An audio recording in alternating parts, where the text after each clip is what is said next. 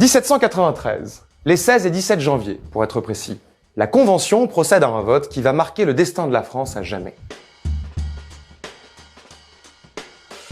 Elle doit statuer sur le sort de Louis XVI, accusé de bien des choses et notamment d'avoir trahi la France.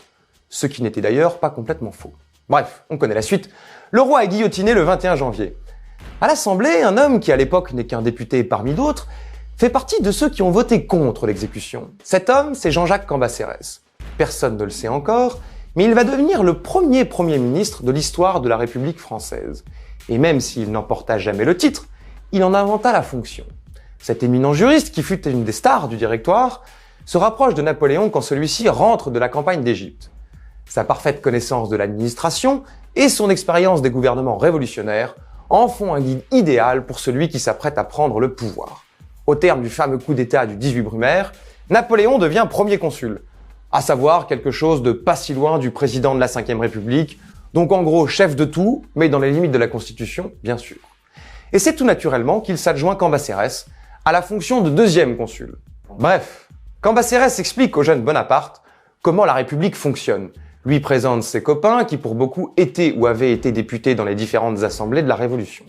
Il initie le futur empereur à ce qu'on appelle aujourd'hui l'exercice de l'État. Napoléon était d'une intelligence supérieure, avait une énergie d'ailleurs sans comparaison, mais enfin, même lui avait bien besoin d'apprendre.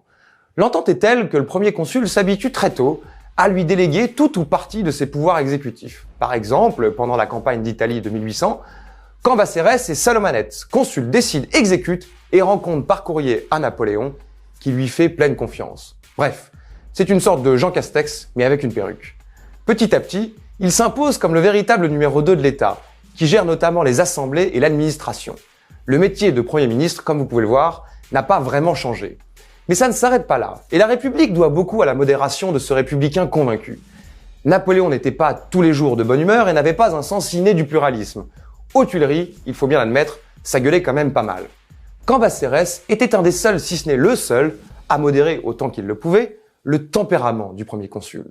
Disons qu'il était à la fois le garant de son autorité, mais aussi celui qui le rappelait, poliment mais sûrement, au règlement, quand Napoléon oubliait qu'il y en avait un.